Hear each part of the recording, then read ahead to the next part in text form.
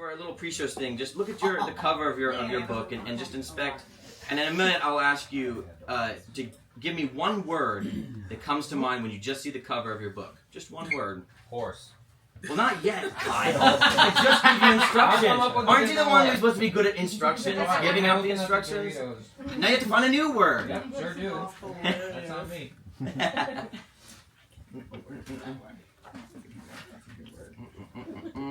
remember how to protect it, don't you? Protect what? That. This? Yes. A book? In your music. What, by getting a copyright? You don't have to. Put it in a large envelope or a box if it's too big. Got it.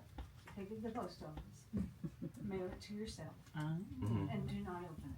We're all Got waiting it. for you. Yes. But now we're getting a thing about we're getting good information about how to copyright your stuff without needing to go. Oh, that was much cheaper and easier than the long government process I just went through. Which lights do you want on or off? Just don't open it. And then have The it. regular light. Oh, let me see. What does it look like if the lights are on? Oh yeah, there is one right there behind the. Let me see what the lights look like when they're off. They call me Dead Phone Jessica. It's too dark. Yeah, this happened twice though. Oh, that's good. That's good. Is that good? Can everybody see properly? Take the house lights down. The actors. Lovely. Perfect. Can everybody see our actors? One of our actors wants to. He's right there by the top. What if I plug it in and like? Oh, it's great. Oh, there it is. It's hidden. All right. Well, let's start this whole thing. I just want to start with discussing just the expectations of what you're getting into. This is not at all, and I know Alan knows this, but this is not a show in any terms. This is us trying to just. It's mainly for me to see, if the stuff I'm writing is any good, and it's mainly dedicated to that little kid years ago who played on this little electric piano and suddenly thought, I can create a little melody if I play these little chords. And then I thought, yeah, look at me. I'm just going to do this for the rest of my life. And we'll see if you guys think that. And yes, if you guys want to give me any feedback, well, constructive, not just saying, yeah, it felt very 19, like you're a 19-year-old doing this. And I'll be like, yeah, this is the first musical I've ever written. So it's going to be a little like that. But yes, the expectation being that this is all in good fun and mainly for me, because I enjoy being with my friends. I enjoy being with all of you. And I enjoy sharing the art that this is, and I chose to do it very experimental, so expect the unexpected in some ways. But anyways, I think that's all I wanted to say, except if for those of you who do not know, my name is Sullivan Brown, and I'm saying a thing I've dreamt of for my entire life. I am both the book writer, the lyricist, and composer of this wonderful music you're going to see tonight. Yeah.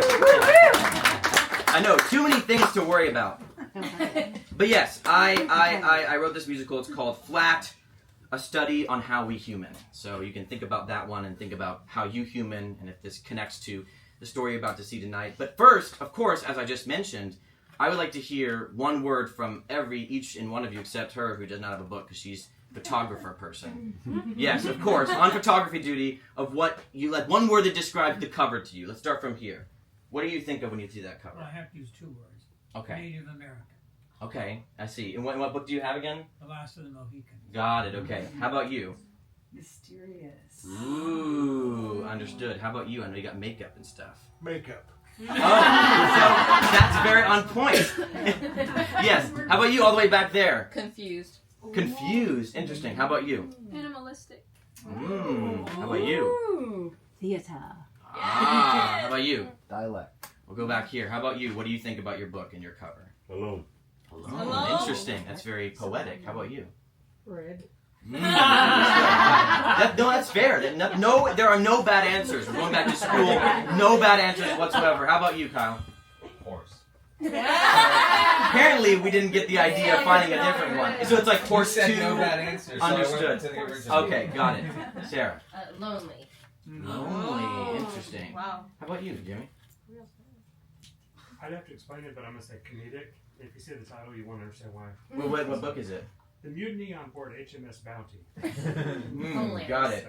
How about you? Scientist. Interesting. How about you? Dog. Yeah, specifically pronounced like that? Perfect. How about you, Haley? Wicked.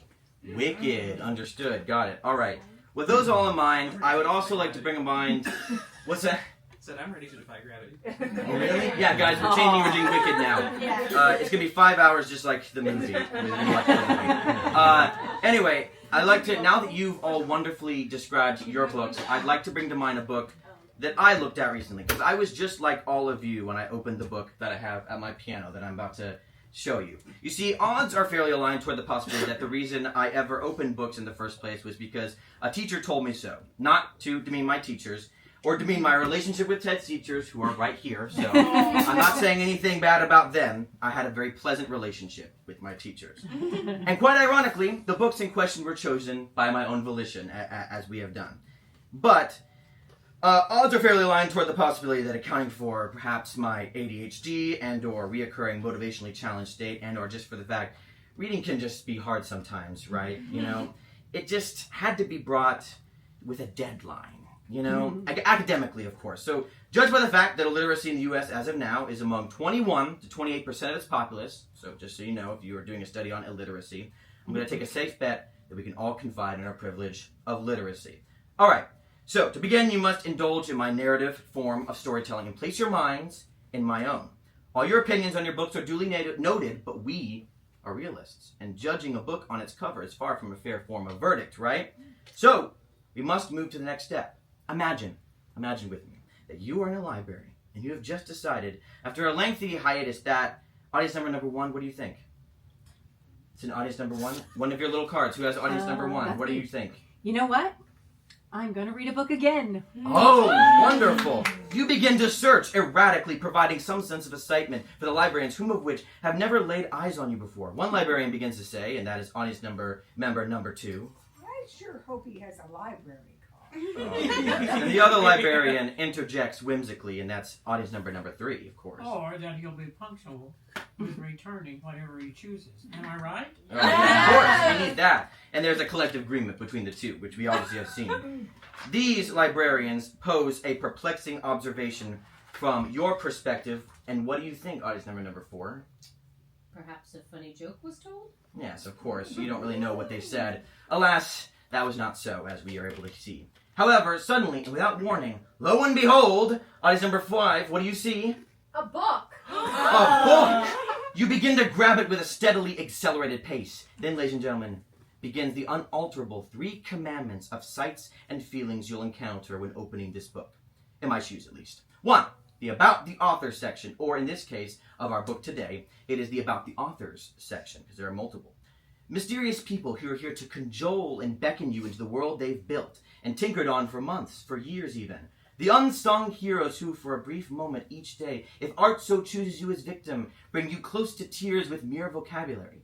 2, you will have this sinking feeling as you look to your right and notice that there is no chapter 1, but merely a simple, inconspicuous prologue, or forward, depending on your fancy, of course.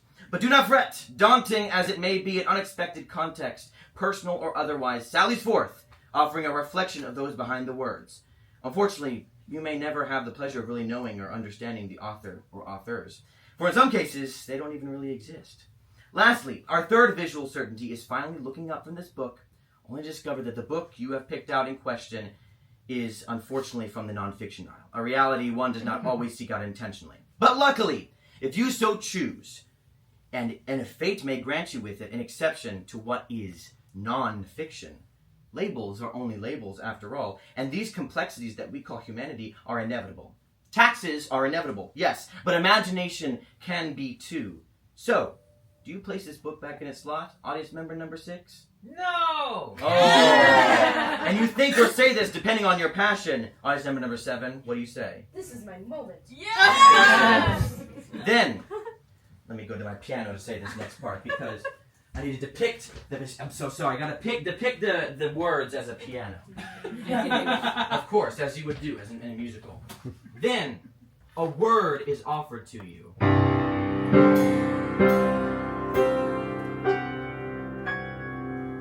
And then another and another and another, followed by yet another. Words, continuous words, flying off the heels of the one before. Clashes. Colors. And then there is a perfect fifth with a metaphor. And suddenly, it all comes together. Why we're here. The foundation of our journey.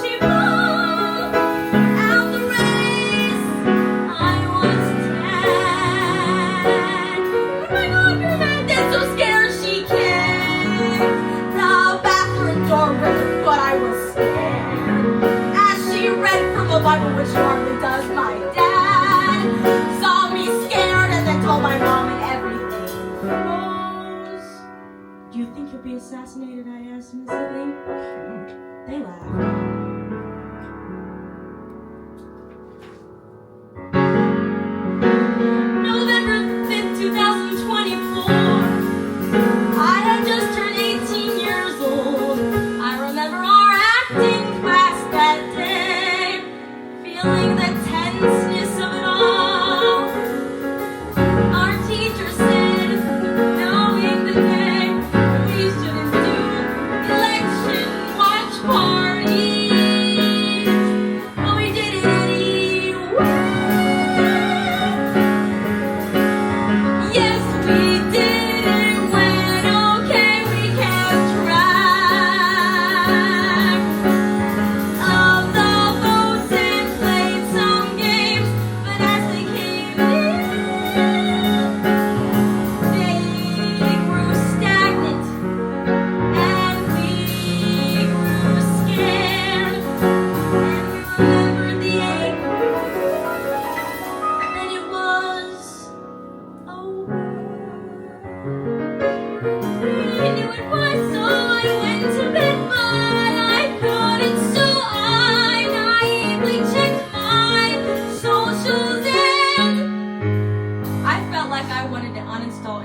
right then and there.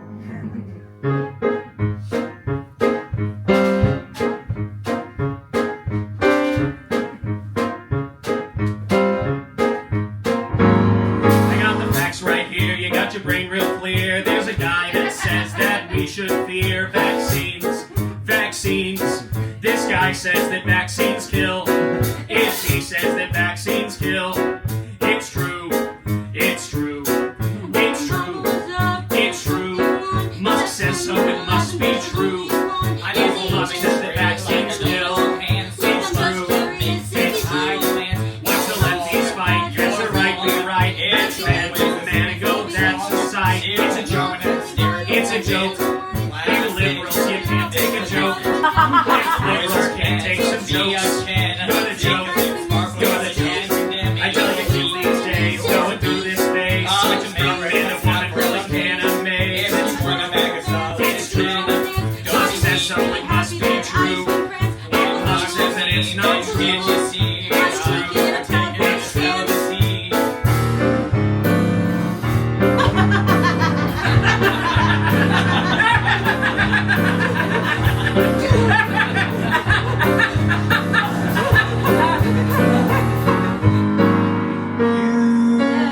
Antifa!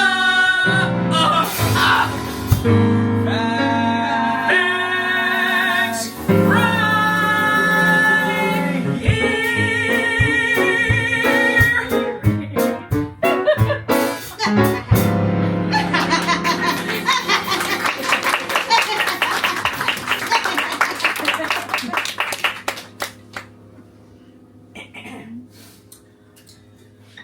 Chapter 1. Yes, they still exist. So, you've picked up this book, huh? Let me guess, it wasn't in the aisle you were looking for. There was just a feeling. Emotion. That seemingly And unknowingly, Pulled you here. I relate to that. anticipation aside, I would like to propose a broad but more plausible assumption that by happenstance you read the title and you were unequivocal in the conclusion that your questions on said title's contents were to be resolved. And if that is so, then yes, flat earthers, they exist. A surprise no one was expecting. Which is to be expected per the norm of surprises. I see what you did there. Indeed.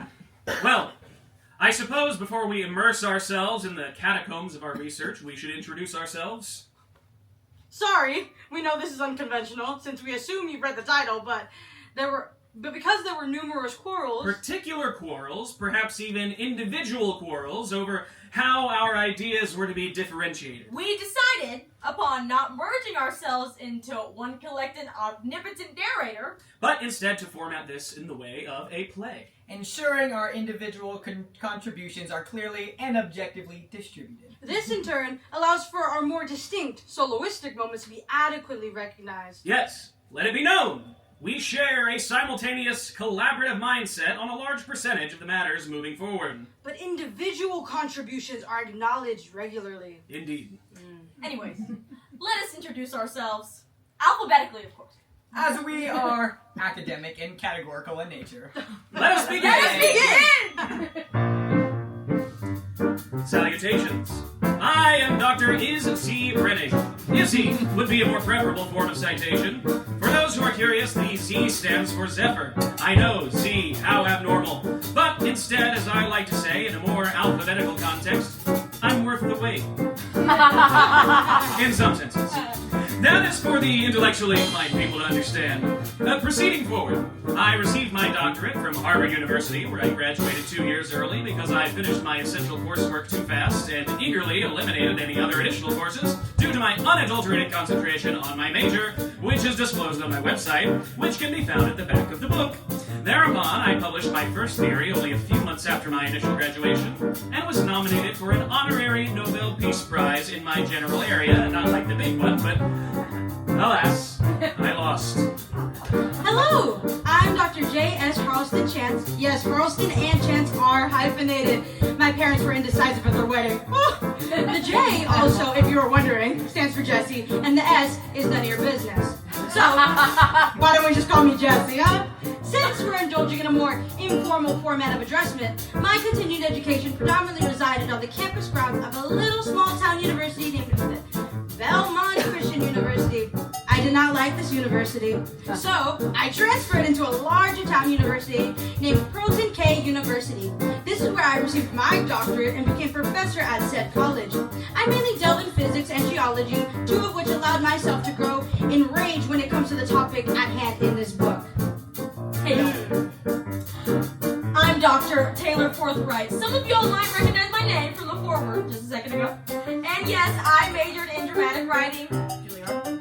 I tend not to discuss Juilliard in bulk since it feels a little bit too narcissistically motivated since it's a preppy school, right? But yeah, I'm with her. I've published, numerous books, both fiction, non-fiction. I've written multiple dystopian novels, so I've studied a lot when it comes to flat earthers and general science deniers. I also wrote a play that was performed on Broadway. Believe it or not, and won the Pulitzer. I tend not to mention that too often since it feels a bit performative and self-centered when I mention it to people. Greetings, I am Dr. Seth Mallory, Eisenyork. My great-great-grandparents were Irish, hence the surname Eisenyork. They were carpenters, so I was told. Evidently, my great-granddad didn't want to assume the responsibilities of the family business, which, as I was told, was called Eisenyork's Works, which doesn't necessarily rhyme the way they thought. But anyways, he left, immigrated to New York, and boom, here's me. I studied at a preppy school along the sunny beaches of California. Formerly, it was known as Grady Hunt's Conservatory. Now it is known as Grady Hunt's Conservatory Arson Incident. I'm obviously not the arsonist in question. It just burnt down. It was a late 1800s building. It was structurally inevitable.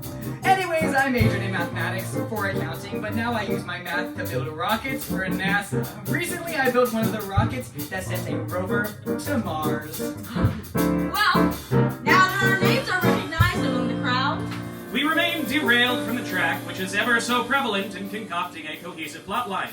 Indeed. So let us return to our topic. As we discussed, relieving any confusion, fears, or queries. Flat earthers remain a percentage of our population. To what quantity there is an answer we, as of now, are inherently devoid of. a simple prompt on Google develops an answer of between 2 through 10% of Americans believing that the Earth is flat. Additional surveys gather that, amazingly, almost 20% of Americans find themselves unsure or in question to whether or not our lovely ball is in fact as spherical as balls tend to find themselves. Internationally, the percentage varies across a few countries, namely Brazil and the United Kingdom, with Brazil at 7% and the UK at 3%.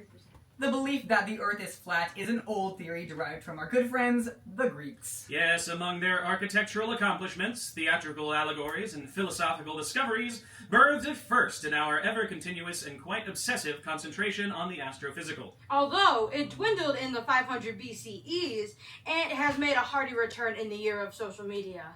Of course, the land of appearance and personality-driven self-loathing. Artificial belly washing. And debate without proper etiquette, which is usually located on campuses with developing intellectuals as their opponents. In this year of various cultural conflicts, conspiracy theorists learned how to cast their first email too. And watch their first YouTube video as well. Subsequently, leading to casting their first upvote on their favorite subreddit on how someone saying pizza is connected to pedophilia. Perhaps we are painting technology in an increasingly unproductive and rather negative light. I agree, we went a bit overboard there. We do not intend to criticize the impact the internet has had on society. Nor do we intend to diminish the value of what the internet will continue to give us. But we must understand that evil resides in all good things. Which, in turn, does not always mean good things are bad. Perhaps a form of regulation could be in order. Regulation, elucidated in this context, is not an endorsement of censorship of speech, by the way. But rather a particularly more powerful object of emphasis on fatal expression. But we digress. With our opinions broadcasting to millions of doom scrollers a day, like-minded flat earthers inevitably and predictably fall victim to the algorithmic cesspool we call connection. So, flat earth conventions appear. Self-proclaimed scientific studies appear. And AI-generated flat Earths appear. We are never displaced from the people we deem intellectually inferior. Of course, this is a harsh statement. And we are not angry that you may feel that way. Nor are we disappointed. It's natural to call stupidity when something you deem stupid is present. But today we shall attempt, if you're willing, to place ourselves in the minds of the flat earthers. Can we relate to such people? This was a question that sparked instant curiosity among us. So, as the researchers we are, we began researching. Now, ironically, we do not like nonfiction books. Well, we support them and we find them a necessity for the growing need for learning, but we don't naturally gravitate towards them. So, rather than monologuing without an end on facts and differing studies, we thought we might like to merge together story with analytics. Then we found just the people. The Greenwich family, a long lineage of potent flat earthers spanning to at least the early 1900s. For the majority of their existence, they kept to themselves in a little town called Sherville, Oklahoma, where they conversed in their own communities and built a name for themselves in the larger ones. This small portion of outreach intrigued one man in the family, a Stet Greenwich. Stet being short for Stetson, as he was named after the hat brand. Of course. Stetson came to the conclusion that he was to be the man that would convert everyone to flat earthery by proving that the round earth was wrong. The Greenwich family, only being old royalty of the Flat Earth Society in a small town in Oklahoma, decided to finally make themselves prolific in the realm of discovery, as it was an untapped subject of discovery. They are admittedly forgettable, as one might think, since they produce many theories that produced zero outcomes. But Stenson's theory and enthusiasm erupted in the scientific community, which found themselves perpetually ridiculed no matter what they said or did. This inevitably deemed Stenson Greenwich and his family outcasts. This embarrassment caused them to completely detach themselves from the family name and switch to Green as their surname from now on. Dejected, defeated, and humiliated was Stetson Greenwich, now named Green. So much so was he, that he became so depressed, in fact, that he disappeared entirely, leaving his wife and kids to fend for themselves. However, when one feels as passionate as this family did, you can never seem to fully detach yourself from your previous identity. Stet Green Jr., Stet being short for Stetson, as that was his father's name, found himself determined to carry the torch and be the next generation of flat earth history. Being that his father tried to release his studies in the mid-'80s, surely now in the 2000s they were to be received with much more optimistically. Though Stetson Jr. was given repeated advice not to go through with it, he decided to reinstate the family business. Stetson Green Jr. decided that what his father had done was not the proper research nor the right perspective that was necessary in the pursuit of finding the key to disproving a time-old astrophysical belief. We, being the prolific researchers we are, were lucky enough to be able to read and notate the contents of Stetson Jr.'s journal. Since we have decided to format this in a more theatrical context, Izzie shall be portraying the part of Stetson Jr. The following quotations are an abridged adaptation of the notes he took in his journal whilst performing his research.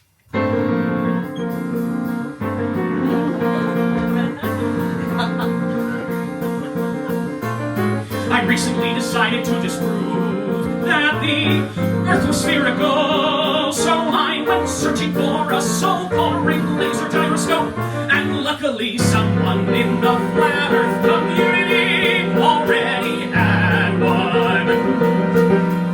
This laser will precisely check Earth's motion, and if the Earth rotates 360 degrees every 24 hours, the laser will detect a 50-degree-per-hour radius. So I got the laser and I propped it up and turned it on, and it read 15 degrees. Interesting. I do not accept this result. Experiment 2. Readings from a ring laser gyroscope in a zero-Gauss chamber. Following the previous attempt, I concluded that instead the laser read motion prompted by the sky. So I bought a zero-Gauss chamber that will shield the laser from the sky. Let's try again. It still read 15 degrees. I see. Experiment 3, shining light through a wall. I thought to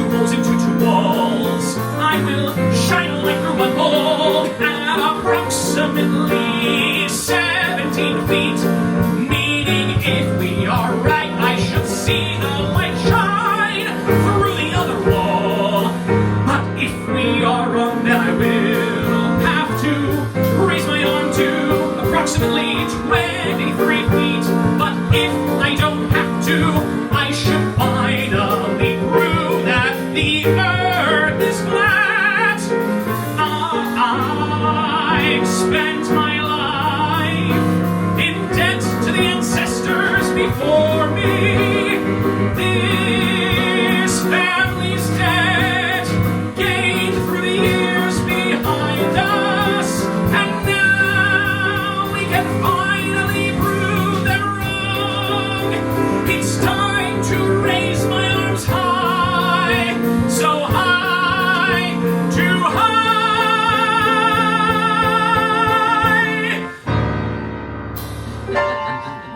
23 feet. Interesting.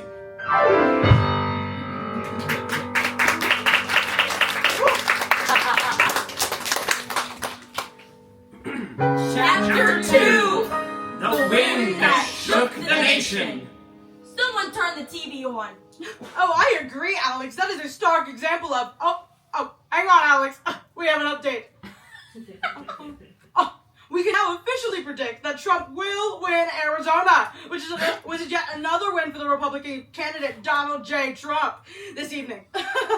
Trump has yet to take Texas, and our polls here in Oklahoma are still running large, with counties splitting from left to right. If Hillary Clinton wins here and Texas, those could be two great wins for the Democratic Party. Texas? Oklahoma? That's an optimistic point of view. Yeah, this just in. Trump takes Texas and Oklahoma. Oh! I shouldn't have said anything. Sorry, Alex. Why don't we return to what we were discussing earlier? Sorry on that thought, Alex. I just got yet another update. Oh, Democratic candidate Hillary Clinton has just dropped out of the race, automatically making Donald Trump the 45th president of the United States. No! Alex, following the announcement of Hillary Clinton's exit, how's it looking downtown? Well, Drew, things are definitely heating up here in downtown Surville. Tons of supporters are chanting and singing songs to celebrate their momentous achievement tonight. Two people in particular, whom of which I have beside me, and Eli Green and his son. Sorry, I hate to interrupt, but he's my nephew. He's like a son to me, but nephew. I see, this is Eli's nephew, Carter Green, who are both celebrating alongside their compatriots here this evening. And well, Eli, how's it feeling tonight? Oh, I'm feeling great tonight, Alex, but perhaps not as boisterous as the rest of us. I'm not one for singing and chanting. Oh, well, that's unfortunate. I'm sure you'd have a great voice if you gave it a shot. Well, how about you, nephew Carter? I don't sing either. Okay, what two joyous people to have chosen to talk to this evening. Well, I hope you two have a lovely evening and enjoy the festivities ahead. Yeah, you too, Alex. Things are,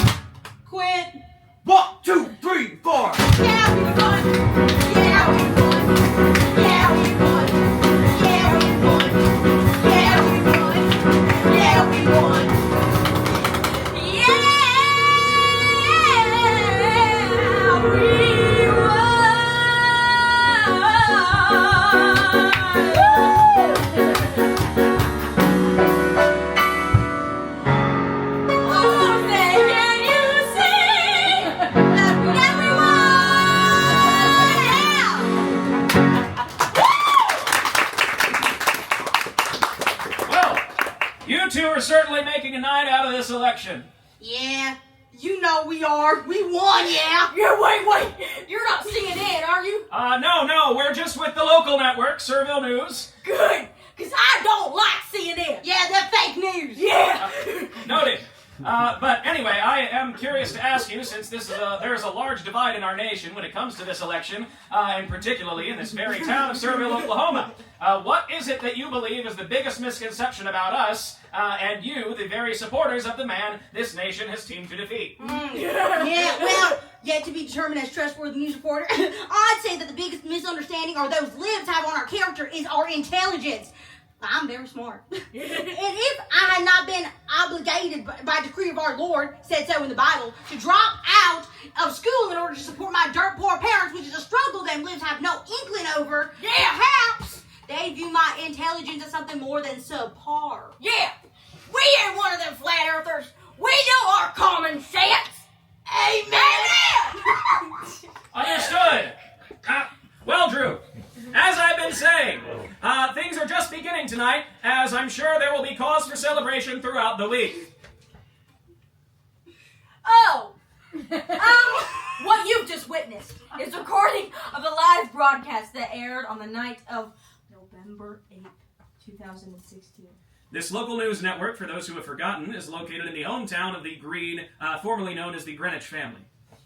We now have pivoted our story to our main characters this evening, the most recent generation of the Green family. Meet Carter Green, portrayed by me. He is Stetson Green's Jr.'s son. He intended to keep the tradition going and call him Stetson as well, invariably decreeing him as Stetson Green III. But due to intense pushback from Carter's mother, they settled on Carter, Stetson Greenwich Sr.'s lesser-known middle name. After Stetson Jr.'s grand failure, which he publicly revealed to everyone by naively procuring the attention of acclaimed documentarian Ainsley Airbairn, who is now notably remembered as the guy who made said film that detailed the contents of Stetson Jr.'s studies. The Green family was thrown back to stage one once again, humiliated, dejected, and forgotten. So, per tradition, Stetson Jr. did what any Greenwich man would, which is disappear. Following in his father's footsteps, he left his family and his own children, who included Carter Green himself. Carter's mother was no stay-at-home mom. She had an occupation of her own and had built quite the notable reputation. So as the reputable woman she was, she enlisted the help of Stetson Jr.'s brother. Meet Elias Green. Nicknamed Uncle Eli for short, he will be portrayed by me. Elias Green became Carter's secondary and more prevalent father figure. Carter may have been young when his father left, but what his father had believed in had been engraved in that boy so profoundly that indoctrination of any other sort was a feat of definite impossibility. Elias Green, however, was among the portion of the Greens who were realists, haunted by that past that has torn and shifted his family into the mold that gives no clear semblance of who they have ever been. Did he not believe the earth was flat? Sure he did. Who didn't when you were born in the generational gravity of a Greenwich? But to openly admit to such beliefs prior to their sustained banishment and repeated humiliation was foolish and inconclusive in their minds. However, once a Greenwich, always a Greenwich, and Carter felt most identified with that sentiment. It was a belief to him, a calling. To be clear, to provide a segment of the bibliography here, since it will be quoted for the majority of our book, we are gathering the rest of our plot from the scenes that live in a different book entirely. You see, Carter Green himself wrote a book about his journey as a flat earther, and, well, he inscribed the very things you'll read thus forward. So, to put credibility where it is needed, our words are ours, but his are his. Clear? Molto bene. After the election of 2016, the Greenwich family, being a long line of conservative Republicans, were more than tolerable with the results that transpired that evening. To say that they were disappointed would be further from the truth, but to say that they arose victorious would also be further from the truth. Tolerance is more like it. Yeah. Disinterest towards the second option, but tolerance with the other. Among the other beliefs they aligned with when it came to Trump, one remained unmentioned. Flat Earth. Fake news, yes, but where is the condemnation of what NASA has done? The CGI, the lies, with Photoshop so ingrained in our system, who's to tell? Why isn't our now president not mentioning such inaccuracies? Specifically, the inaccuracies spread on the spherical Earth. This was, of course, the prevailing thought being the eyes of the Green, formerly remembered as Greenwich family. Carter Green, being recently turned 18, as a new adult, he had found himself burdened by the past. He currently is residing in a gap year, academically, of course. His family had repeatedly suggested against a gap year, but Carter has a severe disinterest in attending college. He believed that he had attained all the required knowledge he needed to be able to exist in the adult world. Well, He is smart enough to understand he may not know all there is to know, but he believes that college wouldn't teach him anything he wouldn't already know or could learn himself. But, being the respectful young man that he has been taught to be, he decided to respect the wishes of his family and apply to college, or at least give it a shot. But, he did not promise that he'll stick through all 4 years, or any years, if his application did not get accepted. With this in mind, he has been plagued with the need to finish this application, which consisted of 3 essays in his high school transcript. Which Uncle Eli had been slaving away at creating. Yes! You see, schools in the Greenwich family have always been a touchy subject. They've never really coexisted well. So Carter, for good reason, was homeschooled. Prior to Stetson's failure and departure, this allowed for Uncle Eli and Carter's mother to teach him the words of God and the facts of the earth. Sorry, what is it? Conglomeration of all the things that those slimy scientists and English teachers have been hiding throughout literature, science, and geology. When it came to Carter's consistency at work, it remained scathingly low. Procrastination remedied as a more comfortable approach to getting things done, reportedly at Carter's involuntary expense, it seems. Carter, in the case of his application, had procrastinated for far too long, only allowing himself 3 weeks to complete his 3, preferably 200-word essays. Uncle Eli had already finished a transcript, and it now only came down to Carter finishing his essays, and then all was done. Only one button away from potential collegiate acceptance or rejection. In a segment in Chapter 2 of Carter Green's biography, he details the events that occurred after the live broadcast we saw then earlier. The following quotations are abbreviated with permission, of course, from Carter Green's biography. Carter Green and Elias Green found themselves happy yet uneasy following the events of election night. November 8th, 2016. A win, yes, but at what cost? The cold, unexpected wind of the Oklahoma winter air brushed past the two ambivalent pedestrians as they walked along the sidewalk through confetti and beat-up signs, trashed and left for the town janitors, who didn't exist. Carter Green remarked out loud, witnessing the filth amongst him. How rude. Do people not have the decency to pick up after their own filth? Elias responded in witty banter. I suppose they assume if they don't see it, it just disappears. They laughed. Ha! It was the first time they broke the unwavering silence that initiated upon their departure from the tumultuous clamor that was downtown Sayreville Square. They walked onward, exchanging frequent glances toward each other as if both thinking in unison. We have much to discuss. A tradition routinely perpetrated whenever an event or person posed negative thoughts. They were not to discuss it until they arrived home, or at a safe distance from wherever or whomever committed the offense in question. Arriving home for the two was as relieving as ever, for who doesn't like to return home after a long day? Yeah. Once they had entered their abode, locked the doors, and cracked cold one in their hands, non-alcoholic of course, Carter Green was underage. Carter Green broke the silence once more. I'll never understand it. Why are they so insistent on characterizing us as the guys we're definitely nothing like? I thought this party was a definition of uncovering the truth. CNN does nothing but disprove a flat earth, and we proclaim to never hold their opinions to a standard higher than that of the truth as we people find it. And yet, we ain't no flat earth, The hypocrisy is glaringly evident. If it not so serious, I'd almost find it comical. You're preaching to the choir, Carter, but what do you propose we do instead? It's time we spoke up. Silence has done us no good. And has speaking up done us any good? Exactly. There's no point in speaking up anymore. We've tried, and we're too tired and too obscure to make any indentation in the scientific community. They're too stubborn to see our side anymore. Progress, Uncle Eli. To put it in a more illogical term, evolution even, like they say, is supposedly monkeys and gorillas transformed into who we are today. Perhaps it just takes time for a collective intelligence to reign supreme. Maybe then we find the recognition we deserve. Could now not be that time? You're spending too much time scouring the internet. Reddit threads, YouTubers, self-proclaimed Instagram geologists. A Bible would suit your time much more adequately than searching for some way to miraculously discover the key to this family's success. A success we've been killing ourselves for decades. I'll let it go, and it amazes me that you've not only been persistent in pursuing it, but you've been exponentially augmenting your passion on the subject as each year passes. Does not your father's absence bring some semblance of retiring yourself from a broken dream? My father left with good reason Same as my grandfather. As saddening as it is, he knew what he had to do. All you guys do is assume he left and gave up. What if he came back, and in his hands was the key to our success? Broken? No, unfinished is what the dream is. You can't begin to fathom the amount of times I hoped that very scenario would elapse. It's not easy being silenced. Those pillars of freedom you've been promised, countering you with their silent discrepancies. Who knew your beliefs could be so hurtful in the eyes of the country that hide them? I know it's hard, but it's necessary. And it's been far too long for me to have the hope of his return anymore. Then maybe I could carry the flame. Carter, look. No, really. That's what has remained consistent in this family. Someone has to take one for the team, no? It is what your father would have wished, yes. But it has never been strongly advised by those around each man that has taken one for the team. What if it implies death?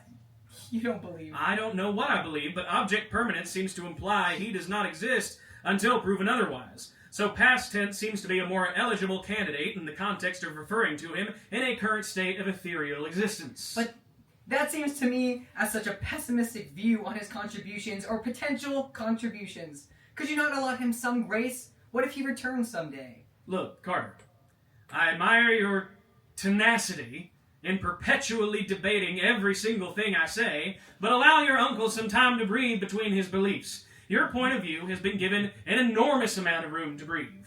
Noted. Thank you. Now, let's move on from the droll that was this evening and discuss pressing matters. I assume you have finished your essays? In construction would be a more applicable term. Carter, do you mean to tell me that you have yet to write your third essay? I believe the use of subtraction in order. Make that -3. I'm astonished at your ability to have so much to say, yet so little written. It is quite the achievement of mine, that's for sure. What is it that you could possibly be struggling on? Have we not given you plenty, seemingly excessive amounts of guidance on what to say? Hey, Carter, write about your passions, your hobbies. Write about literally whatever you want. Is that not clear enough? Have we given you too many limitations? Ergo, the limitless options we gave you? It is precisely that I'm struggling on. There's too much to write. How can I condense all of those things into 3 essays? I don't know. How about you start by condensing your writing to 3 things? Well, obviously, but what 3 things are those? Okay, how about, what are 3 things that best describe you?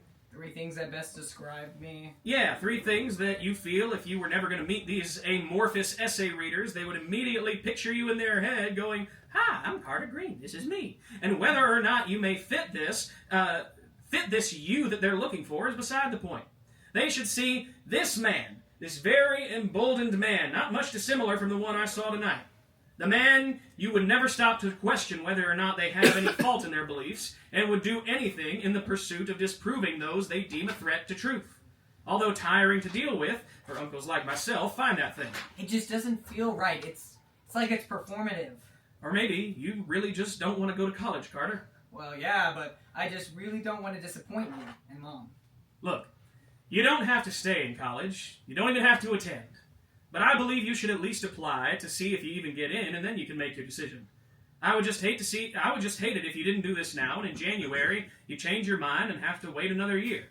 Dropping out of school is way easier than searching for more scholarships and trying to apply all over again. I guess I keep thinking about college and about classes, and I just picture sitting in a class having to listen to professors rant about how my beliefs are wrong while everyone laughs, like the guys today, yelling and chanting, boasting that, "Yeah, that's not us." Carter, it's a Christian school. I'm sure you'll find like-minded people there. Well, what if I don't? Then I guess you'll be alone forever. What do you want me to say? I don't know, it's just... Uncle Eli, I really believe it would be easier to start making it in the world. I'm already smart, intelligent, kind. What else do I need? Other than learning the things you learn just by living. What, if I may ask, is your definition of making it in the world? Listen, I know you think it's a dead end, but hear me out, okay? I think... You think too much. Thinking has done no good in this family. Learn to think only fact and do only what is needed to survive. Boxes are made for good reason. Learn to be patient with them.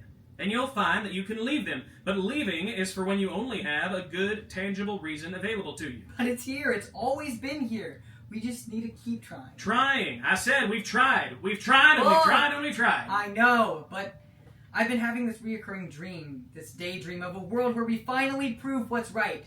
Finally teaching those what God intended. Is that not what is needed for all of us to achieve salvation? Collective unity? Listen to me. If there's one thing that's certain in this family, or one thing that I would advise you not to do, and that is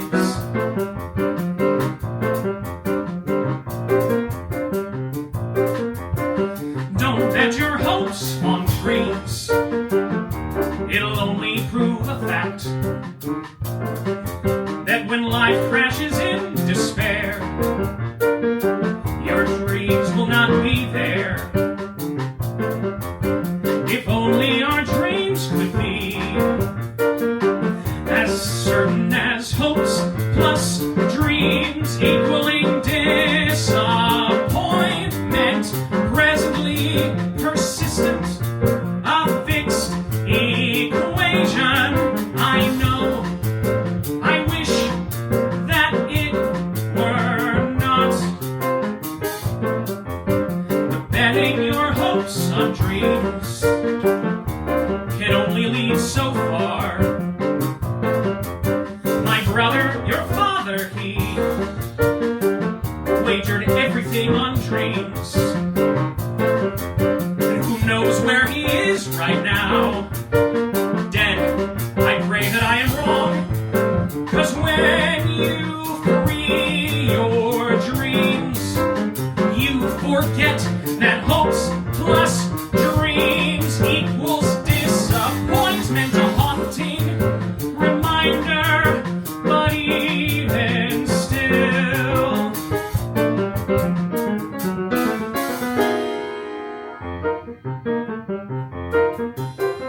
Look at me. What wishful thinking I have. But truly, who really knows? Who really knows? Maybe dreams come true. Who knows? Okay, let's do this. A vivid memory of a newborn, barely even catching his breath. That was me on my first day on Earth, comparatively different from the rest. As I grew a bit older, literacy became a particular detraction.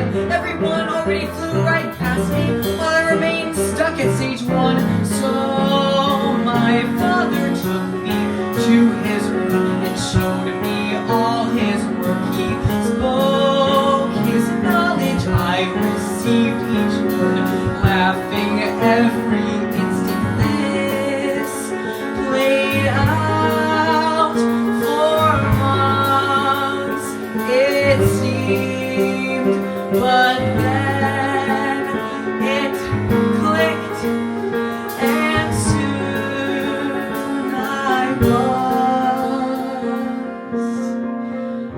with them, with my peers. See that kid on the street reading books.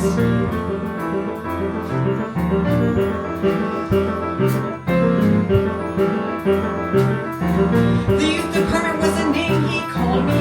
That was the first time I felt a part of something. My father would say things like, "Son, you're bright and your future is too." To say that those words meant little would be a gross exaggeration. Look at me, only 5 years old, and I'm sprinting ahead of the rest.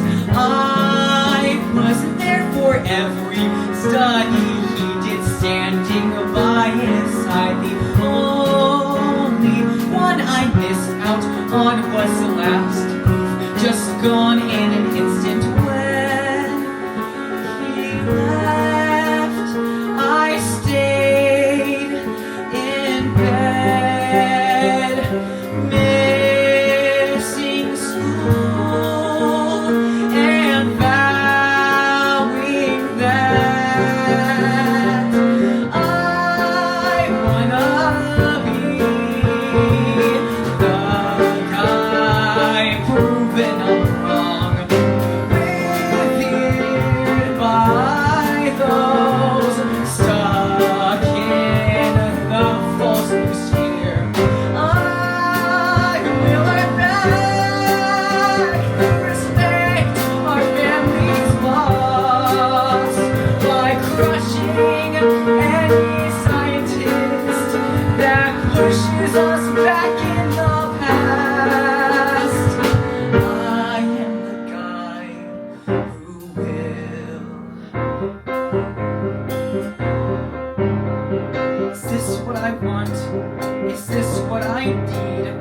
stuck in a college, harbored by those I promised to deflect. No. My future's in my hands right now. I must do what's true to me, what's really me. I will be the guy proven wrong. Destined, no guaranteed greatness by clashing with those who keep the truth. Mark my words, they'll see.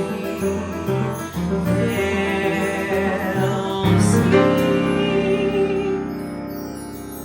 Uncle Eli, I'm not going to college.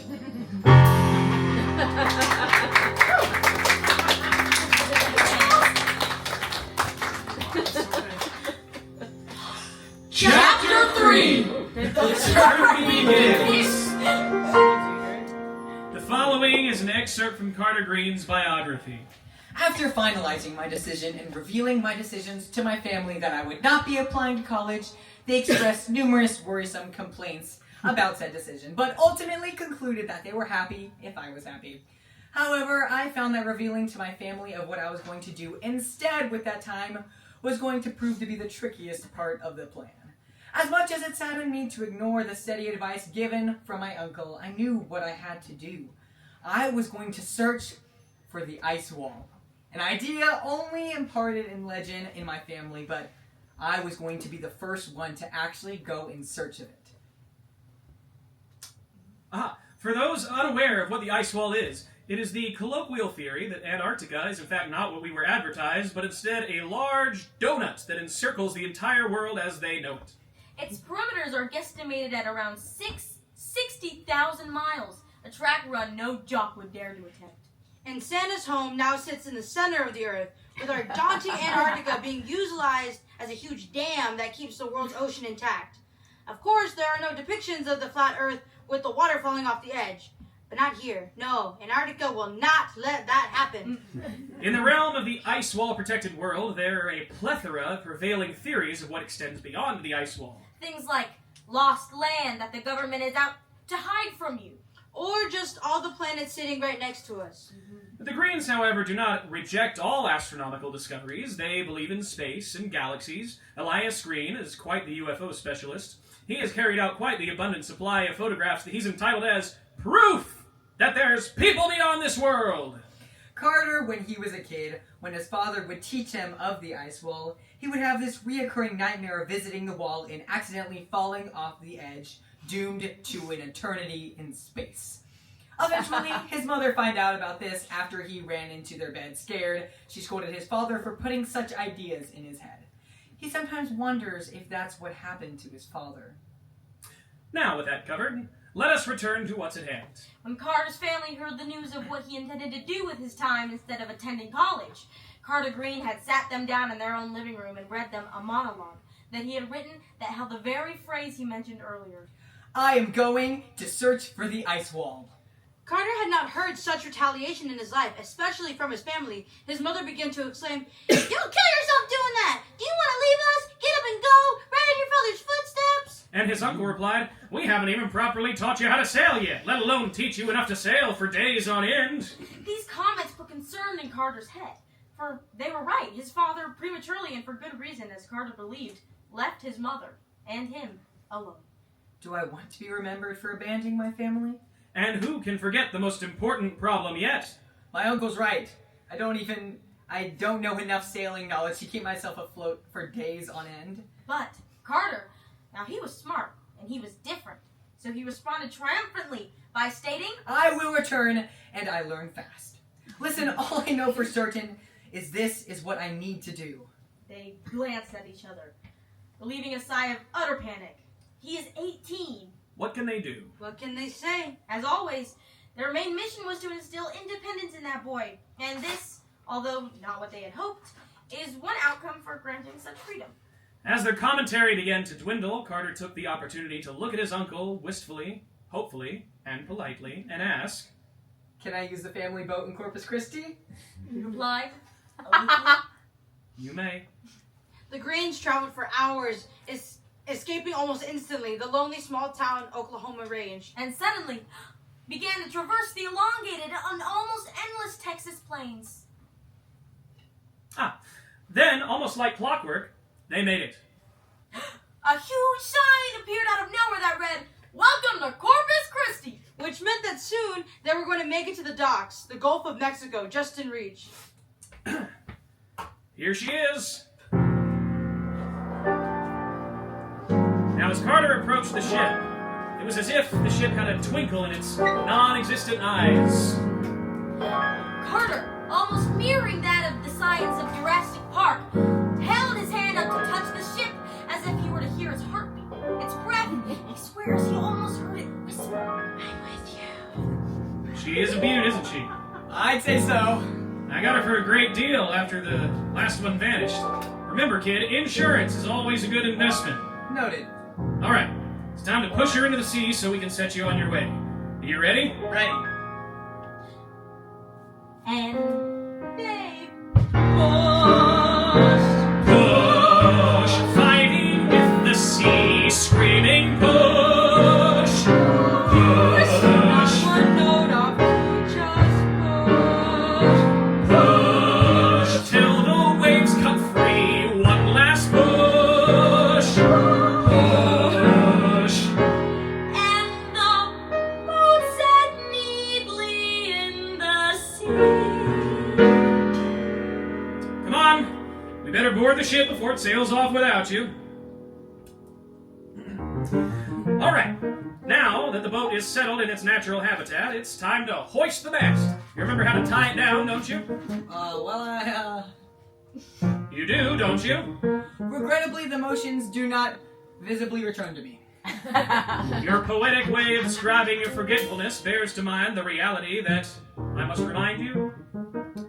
How about this? Let me just write it down by observing a simple demonstration with verbal narration, and I'll never forget it till the day I die, okay? Oh, come on, you have no need for that. It's as easy as making a pre-made pizza. How about you just memorize it by using your hands? The old-fashioned way. The old-fashioned way? Was paper and pencils not invented when you were born? Quiet up. You need to listen, because once I'm done demonstrating the motions, it's your turn. Okay? This knot can be used for two things like sailing the ship or docking the ship. But today you're getting a crash course on how to sail your ship. Now first you hold the rope like so, otherwise your sail goes poof. Then you wrap around the axis 5 or more times. And when you get to tying it off, make some bunny ears and twist them once. And you're done. Now you try it. First you hold the rope like so, otherwise your sail goes poof. Then you wrap around the top. No, the axis. Right, the axis. Then you wrap around the axis 4, 5 or more times.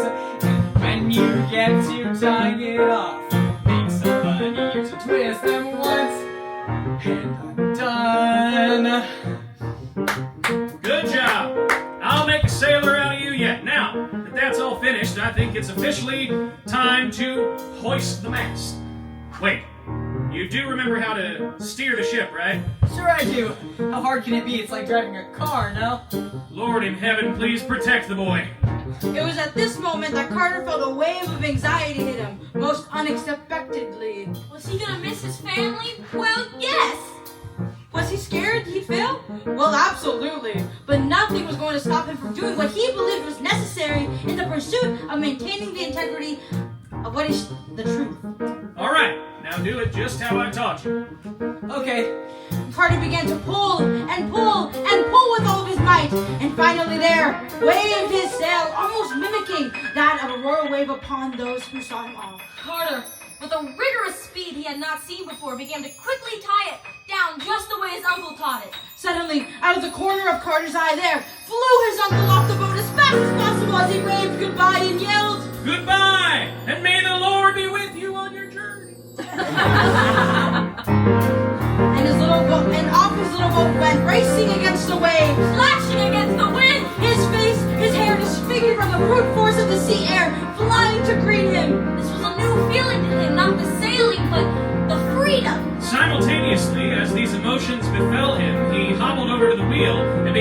frantically center it in his preferred direction. The steering part of sailing had presented itself as easy, but instantly transformed into a more deceiving challenge. So he held the wheel tight and demanded its obedience, and suddenly, like a miracle, it obeyed.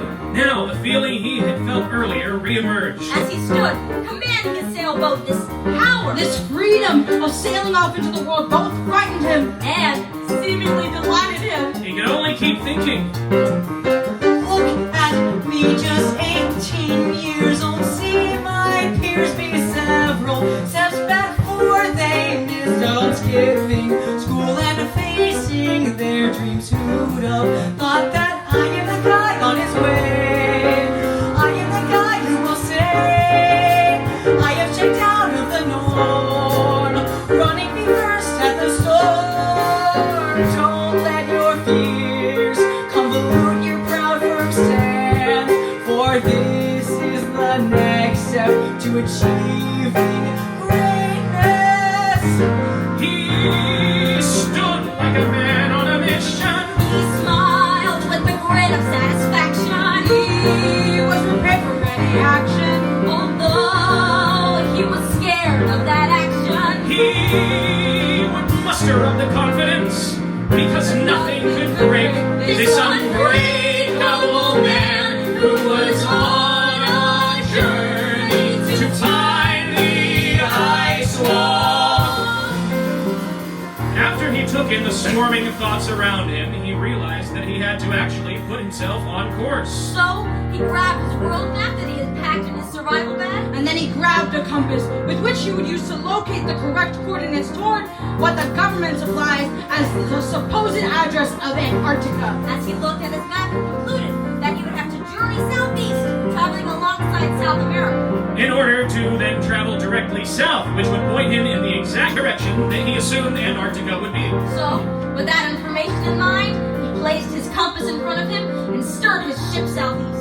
This only, of course, took a swift turn to the right, and he was off once again. The feeling he had felt early developed once more, and he realized in that moment that he was truly and officially making his way onward. Look at me, oh can this be? I'm sailing up to be a martyr. I shall prosper with these feelings, although new they somehow feel right. I will transform into something better, better than stuck as a mute love letter. For all the pain we have felt together, seemingly new but a constant tether. I know this is dumb, but be patient and you'll see I will find that darn ice wall. Okay, everything's set. I guess I can sail a ship. So that's one promising development. Either way, everything's ship-shape as far as I'm concerned. As Carter began to sail off into the distance, it almost felt ironic that from the mainland, it disappeared beneath the horizon. But that didn't matter, for in this instance, the flat Earth had never felt more alive. At least for Carter. It is here where numerous days begin to pass in our story, and frankly, we do not intend to, nor feel the need to, indulge you with all of those details. You see, in his autobiography, each day is allotted a chapter. And as one would expect, there is little to do on a boat out on sea. And indeed, there are a lot of survival things you have to figure out, so time begins to slow down and a lot of dramatic, survivalist things occur. But, to regale you and ease your worry that you may be missing out on something, let us briefly summarize a certain day. One day, he talked at length about a certain trials and tribulations moment that pertained to fish, specifically when catching them. Now this was, of course, a task I found interesting that one of his stature had little experience with. Anyway, he wrote a paragraph upon paragraph about finding the right bait, learning how to set up a rod, casting correctly, fish falling out of his hands, etc., etc. You know, normal novice fisherman stuff. Would his uncle be proud of his achievements of just really being a bad fisherman? Perhaps not. But in the end, he amazingly catches some large entities of the aquatic category, so he won in the end. Yes, miraculously at that. But, not to bore you with this clumsy attempt at sailing, let us continue. Days pass. And his energy runs low, but his patience remains determined. Even though he sails without certainty of his direction or certainty of his survival, he is certain that his Lord will guide him. Every night he, without fail, prays to the heavens, vehemently proclaiming, Lord, I am not one to question your omnipotence nor your guidance, for even if my patience or my dignity is shaken in this course, my trust is solidly placed in you, forever and always.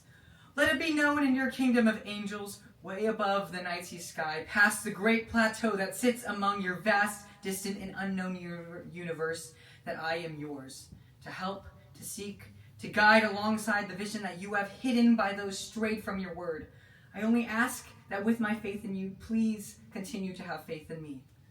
Perhaps he did not say that whole speech every night, but those words were reportedly paraphrased each consecutive night.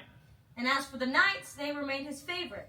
Usually, he would bunk in his cabin underneath the deck. But on occasion, he would climb to the very top of his sea-stained abode, placing himself atop into the crow's nest. He would bring his sleeping bag and admire the night sky as he fell into a peaceful slumber. As the days grew even longer, and the days he had been out at sea grew even longer, this tradition happened more often than usual in order to maintain his sanity. One night in particular, he wrote down what he felt in his journal, with which he relayed in his autobiography.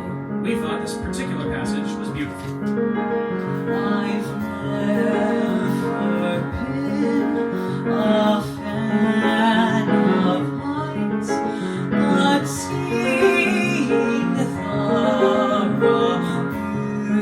beauty of the sky that I never see, even as a small tomboy, it's something else entirely, aesthetically peaceful.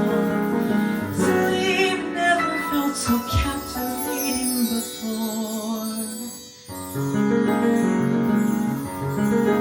Up here in my small cozy loft, the cold brisk air the sea wind brings add sparkling edges to the picturesque sky above me.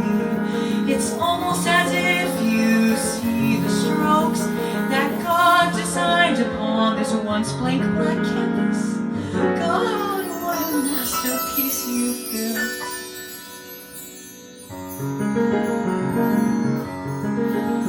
Oh, what a shame that this is for a selective few with sea lakes fair and me a bond of nature, intimacy sanctioned by some watchful angels alone for a singular moment, stories that only I've the right to tell. They will look back at this and think, why couldn't I be there too? Such a long day it has been, ending it this way each night almost makes things feel right.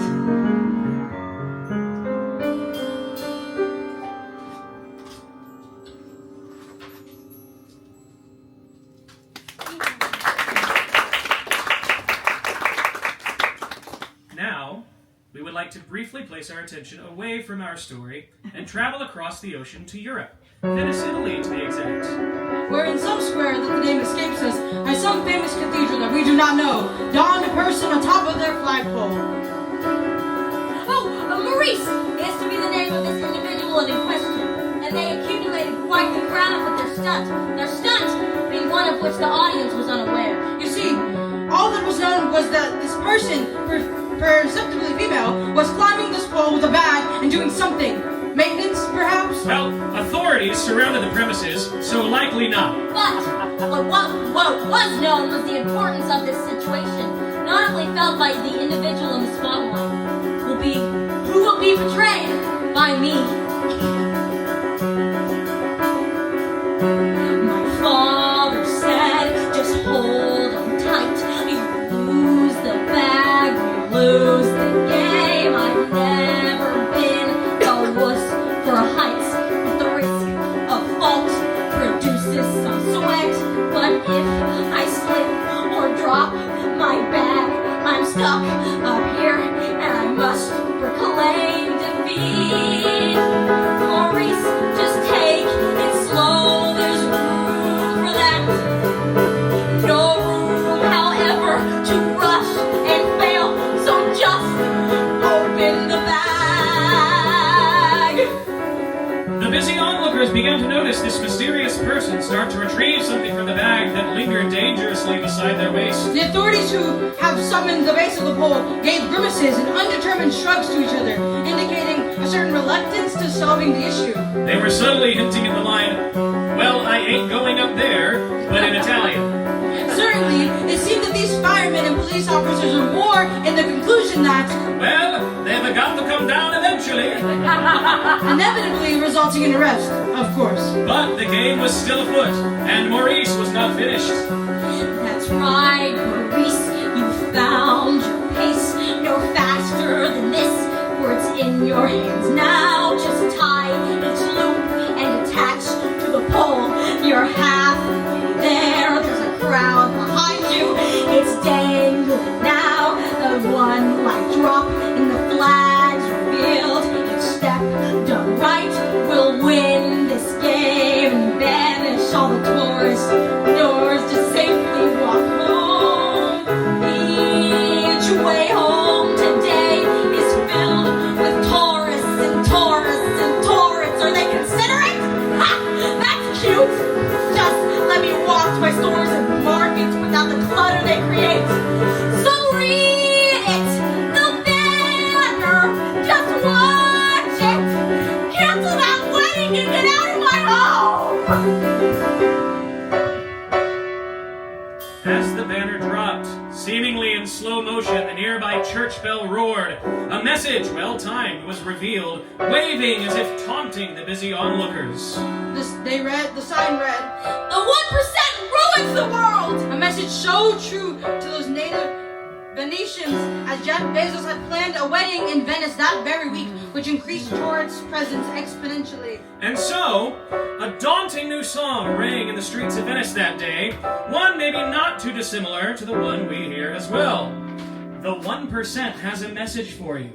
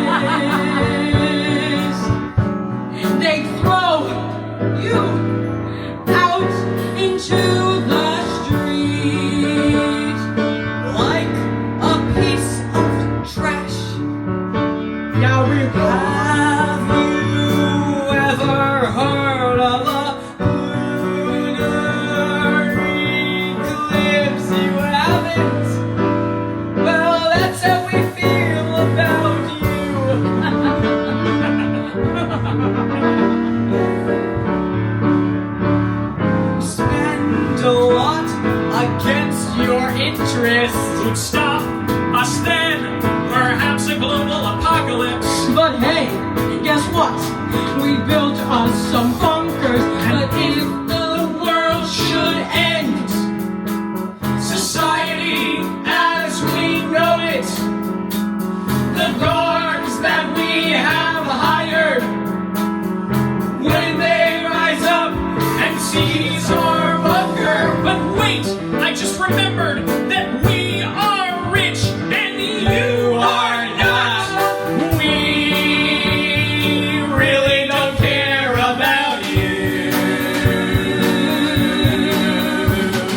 Go die in a hole. Yeah, a stupid hole. Stupid hole. Thinking we care about you.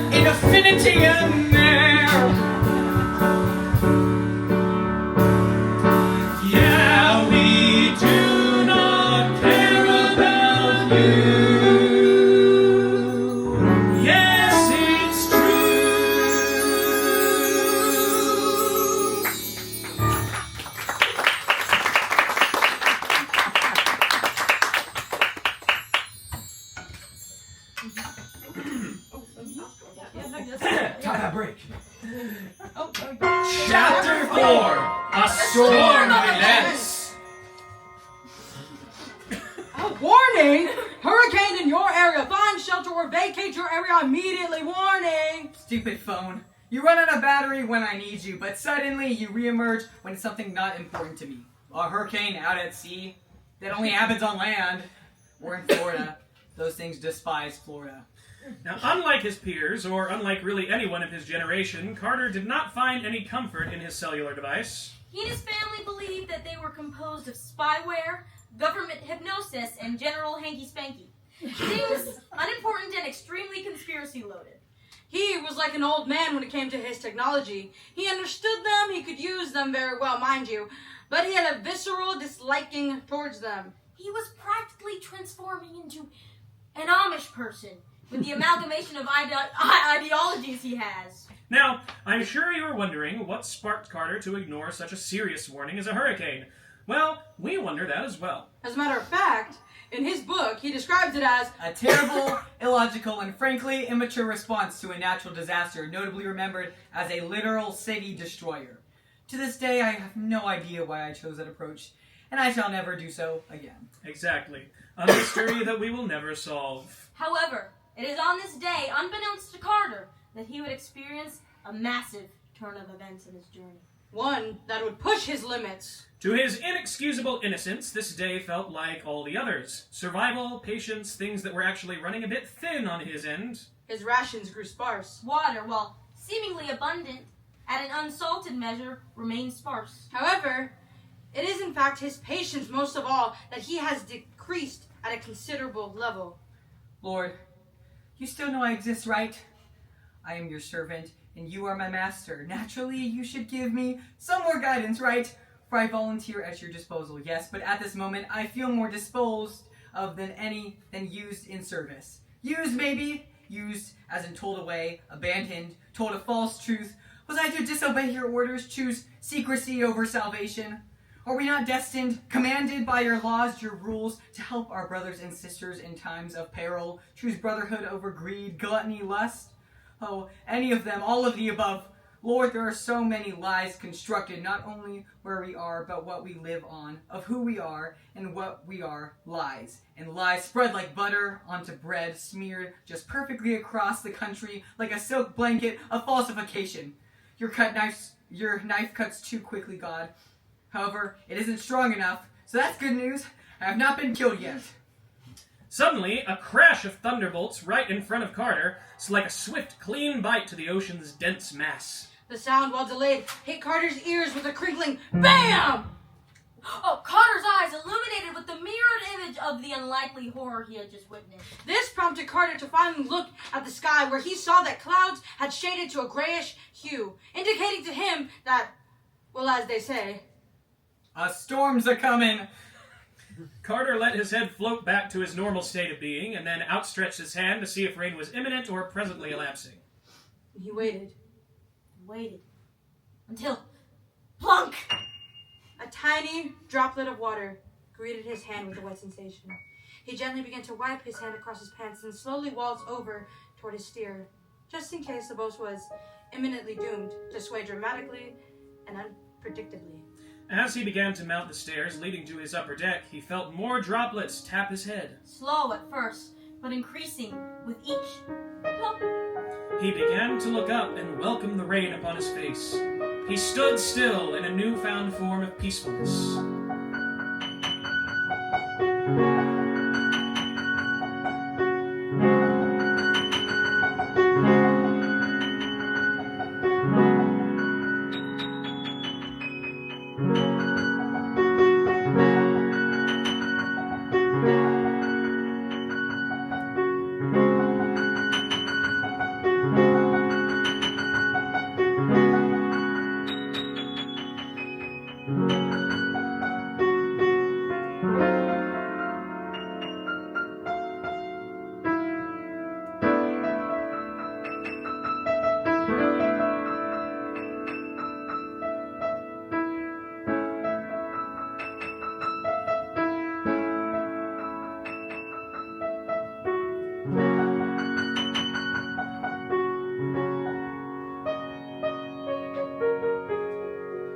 Suddenly, the droplets accelerated beyond what is found to be peaceful.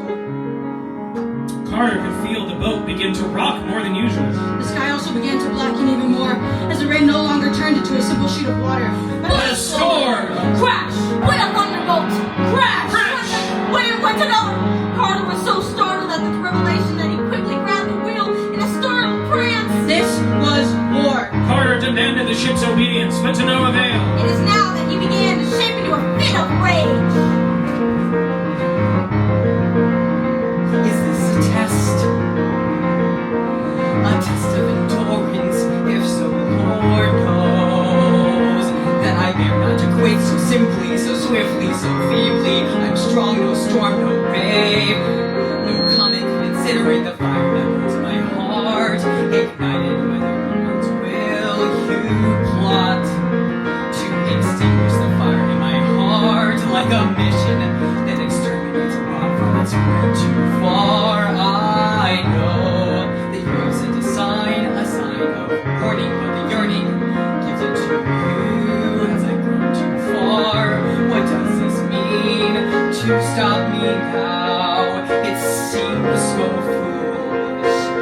Far I've come to tame the sea. How far does your faith in me contrast to the limits you built in me? Or better to question how far I'll put my faith in you. Carter would not surrender to the towering roar of the waves beside him, but what indeed stood stronger, though, was the waves. The waves gave one foul blow and hit him in his boat so hard it made him fly away from the wheel and fall back down to the lower deck. However, he swiftly rose back up. This was not the last of Carter Reed. Instead of returning to his post, he chose to climb up to the crow's nest, almost as taunting gesture to the storm for his futile attempt at sabotage. In fact, he laughed while doing so. As Carter heroically ascended his ladder, he almost slipped and fell, but the storm would not beat him just yet, for he was at least to demand the last word. He quickly grabbed onto the ledge and stood atop of a tall boat's beam, clinging to the railing for dear life. Carter began to cry to the heavens. On me, see me firmly oppress your challenge in me, do not feel, nor will I kneel to vomit or panic, standing strong, facing head first, feet first, body first against your attempt at abolishing this horrible ordeal. So send in the troops. The fire's still burning, it's burned far too long. Courageous blowing straight out, cause it ain't melting. Invincible wax is just one of the facts. He can't kill this man's determined stance. No, go ahead, take a shot, I'm waiting. Let's dance. Stop me now, I dare you to. For if you do, then maybe you'll see that I'm actually as strong as I originally advertised all along. So come on, come on, come on.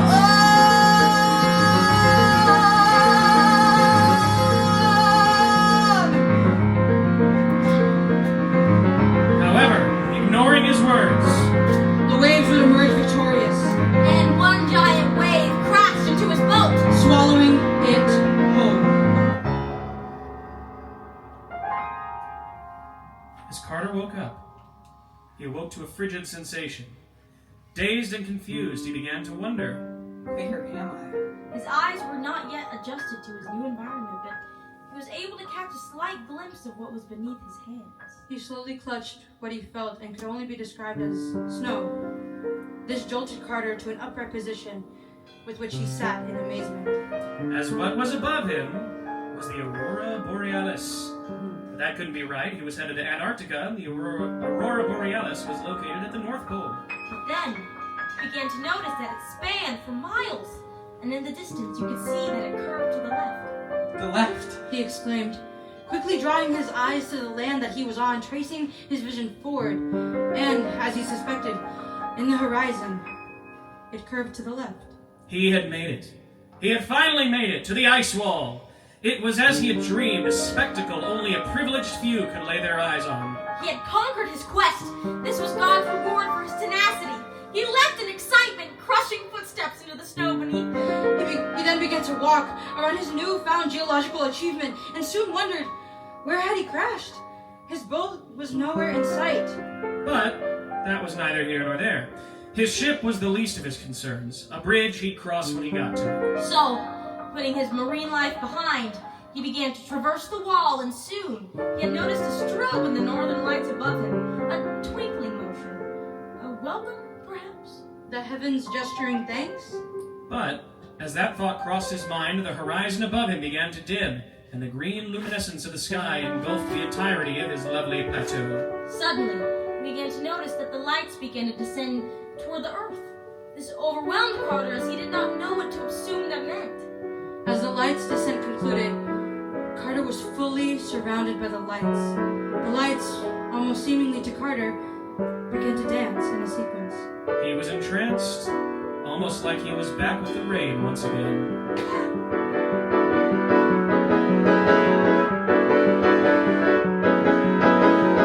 Suddenly, as the dance between himself and the oddly sentient light subsided, he began to see ghostly faces in the misty green fog around. He began to walk towards them and was suddenly surrounded by these faces of all before him, his predecessors. Stunned, he tried to speak to them, but was swiftly silenced as the faces grew closer to him. Carter remained centered in the circle of ghostly relatives and almost a bit terrified as they began to approach. They outstretched their hand, almost as if to shake his hand, but suddenly they all grabbed him. Carter was immediately pulled into the mist. He could not fight back. He was at the will of his ghostly family as they pulled him through the darkness. But suddenly, almost like magic, he could see through the dusty green haze the outline of a cliff. But it was not one afar, but one approaching. He knew in an instant, like PTSD from his prior nightmares, what it was. The edge of the earth. He began to stomp his feet upon the ground to halt these ghostly apparitions. But this attempt turned into an immediate failure as the snow beneath his feet just glided across his shoes like water split by through the bow of the ship. What was only at his disposal now was anticipation and the terror that was imminent. And as they quickly approached the edge, he was flung by the illuminated ghost. And then everything felt so endless, falling forever, nothingness. But then, he woke up. And now it's intermission. Let's go to the bathroom, get a snack, you know. See you in 10 minutes.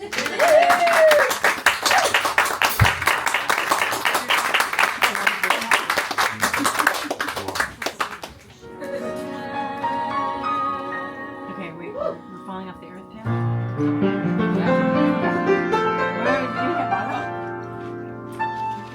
Chapter 5, Settlement of Pace. Introducing the subcomprehensive, the grand catastrophe!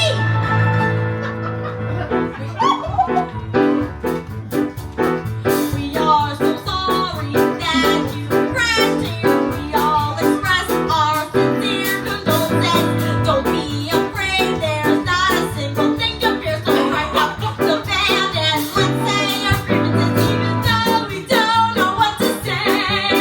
We'll explain it right along the way. And Sorry, stop! I just can't believe it. I thought it was just a nightmare, a figment of my imagination, but the story's real. An ice wall civilization is here, and they're conceived as socks. But please forgive me, it's just I've dreamt of this day since I was a little boy, finally making it to the ice wall. Although nightmares at first, they've grown to amass this passion in my heart. Oh, people of the ice, I'm honored to be in your presence. I apologize for any damage I have done. I just can't believe I finally made it to the ice wall. sorry. I don't know what you're talking about. I'm just stranded on this island. Wait, you're not. I am a singular, very human, non-sock person. Well, that's embarrassing. Sorry about that. Where am I then? Beats me. I'm just as stranded as you are. Stranded? Yeah. On an island in the middle of nowhere. Did you not just listen to my song? You interrupted me. Can I keep going? No, I don't think that's necessary. I think I got the message. And on that note, why didn't you just confront me like yourself? Yes, that. I'm afraid of human confrontation. Specifically ones that contain negative information. And besides, I didn't want to waste this poor dead guy's box of hats and puppets. Oh, by the way, would you care for a hat? Dead guys. Do you mean to tell me there's dead guys here? Wait, don't tell me. You didn't have to make a hard decision, right? Like the whole cannibalism thing? Oh, God, no. They died on impact. Impact? Yeah, like impact, like a plane. Did you not see the crashed plane that's like literally beside your boat? So there is. But how did you survive? Because I wasn't dumb like everybody else. Everyone just kept yelling, "Brace for impact! Brace for impact!" And I knew that it was definitely not going to end well. So I grabbed my bag, which had a built-in parachute. Of course, as one does. Yes, and I opened the emergency door and leapt out. Pretty exhilarating stuff. Yeah, I'll take your word for it. Oh, I feel I should probably introduce myself. It's been long enough. And I assume we'll be stuck together for a while. My name's Maurice. Maurice. That sounds European. Why'd your parents name you something European sounding? Because I'm European. You are? Yeah, well, I was born in Venice, but I lived abroad in America. I hide my accent very well. I can tell. I know very little about Europe, let alone met a European. Well, I'm honored, I guess. I'm Carter, by the way, since we're doing the whole name thing. Oh, Carter. Sounds American. Very funny. Ah, thank you. So, what got you into this position? Protesting? Protesting? Yeah, that's like my thing. I climb flagpoles and hang various banners with words on them. Like, preferably the one I just did was calling out billionaires. Jeff Bezos is having a wedding in my hometown, and tourists are crawling all over the place. I thought it fitting I'd send a message. And they deported you for that? No. Deportation requires non-citizenship. I left in order not to receive scrutiny for my actions. Whether I like it or not, my actions do come with consequences, but I try to run from them when I can. Won't they just arrest you when you go back? I mean, they might. Italians hold grudges until the day they die. Maybe. At least in my experience via my mother. But they've yet to be stingy over protesters. Anyway, how about you? What's your story? Sounds like you've been trying to search for something, right? Yeah, the ice wall. I'm sorry. You know, the thing that borders the earth. I'm not following. Oh no, you're not one of those sphericals, are you? Spherical? Like believing the earth is a sphere? Like, yeah, I mean, it's like a fact. We're in a belief system. Of course, just my luck, I get trapped with a poor, unfortunate soul, divided from God. Excuse me? My faith is well intact, thank you very much. As for what I'm hearing right now, I am to understand you deny the earth is a sphere and believe... The earth is flat, is the fact you're searching for. Oh my god. I didn't know you guys existed. We've always existed, just as much as the earth's always been flat. Do I need to use the sock puppets again? For what reason? There's nothing serious about this conversation. No, I'm just... You know what? Don't even worry about it. You know, you seem nice, considering the circumstances. Likewise. I would expect someone with your beliefs to be more uninteresting. Oh, well, it's good to know at least you don't find me boring, so... Flat Earther. How'd that happen? Like YouTube? Rebellious teenage years? Reddit thread? No, actually from my father. And my grandfather, they both believed in it and tried to prove it. I thought I'd throw my hat in the mix. I see, it's your heritage. Very nice. So, I assume they didn't end up proving much. Is that all you do? Just poke fun, sarcasm against everything I believe in? Oh, someone's mad. I think someone might need another hat. I don't need any more hats. And I especially don't need any advice from someone with a boy-sounding name. A boy-sounding name? Yeah, and someone who came into my country. Talk about being angry with outsiders. Aren't you angry with them? Why don't you look at yourself? You people need to stop coming into my country. Hey! Quit it. You are not being very nice. I have done everything in my power to try and be nice to you, even though I disagree with you, and I find your logic incredibly flawed. But you're not being fair. Look, I apologize if I hurt your feelings, and your feelings are duly noted, and I will cease to do things that did so. But that is not how you express that. I'm sorry. Thank you. I appreciate it. I spent weeks on this boat searching for this stupid wall, and all I've discovered so far is this island. Something I had no intention of discovering. This is all so hopeless. I give up. You know, I understand what you're going through, even though we have distinctly differing worldviews. Quite literally. Hey, I understand. Yeah, you're just pitying me. I'm so helpless, right? You just feel bad? Yeah, well, perhaps you're right, but... Exactly! It's all helpless now. I'm just stuck. There's no help out.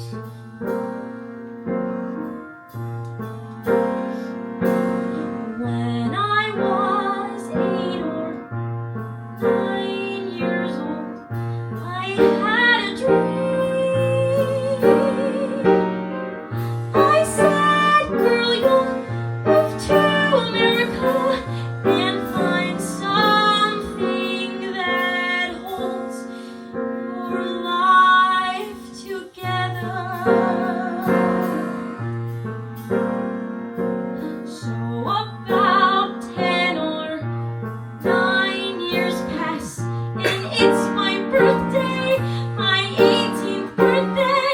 I said, Mom, Dad, I want to America and be more than someone who's just alive.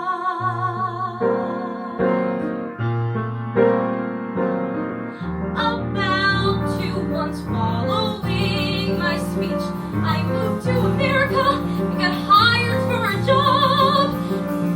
But I was treated differently than my male compatriots. How can that be?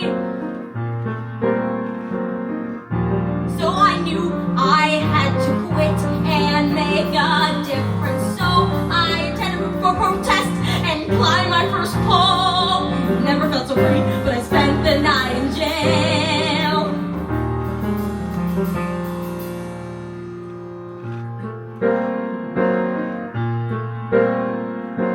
So my mom bailed me out of jail the next day and sat me down to say,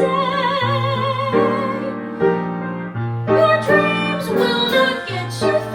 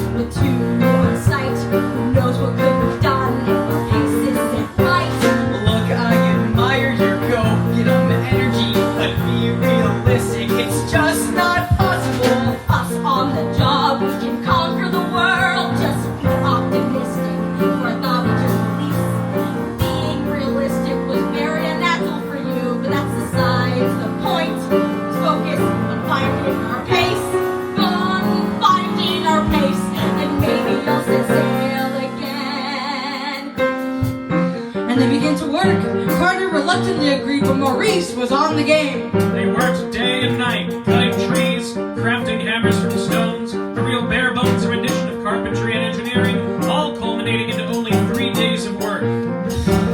Impressive. And as a final touch, Maurice climbed to the top of the mast and tied the final knot to secure the sail. And with a smile, they had finished. They found their pace, just look at them. Who knew two strangers could work so well together? I was wrong. I was right. We better not fight. We've got a journey ahead of us. And so they began to push their new boat into the water, which only took about 2 or 3 pushes, and soon the boat successfully sat on the sea. With their boat slowly progressing forward as the tide draw it further, they quickly climbed aboard, and Carter did just as he was taught. First you, otherwise, then you, 5, and then bunny ears and twist them once. And up the sail went, flowing with the wind. And almost as if the wind were pushing a swing, they were off once more. A journey back on track. And now Carter had a crewmate. Of course, she agreed to join them on this journey reluctantly. Thought she secretly wanted to witness the drama when it was over. But as Carter made a general guesstimate on where he was to steer his boat next, he felt the warm feeling he had felt so long ago when he first started this journey. Maurice felt the same thing, but it was more relief that she would eventually journey home again.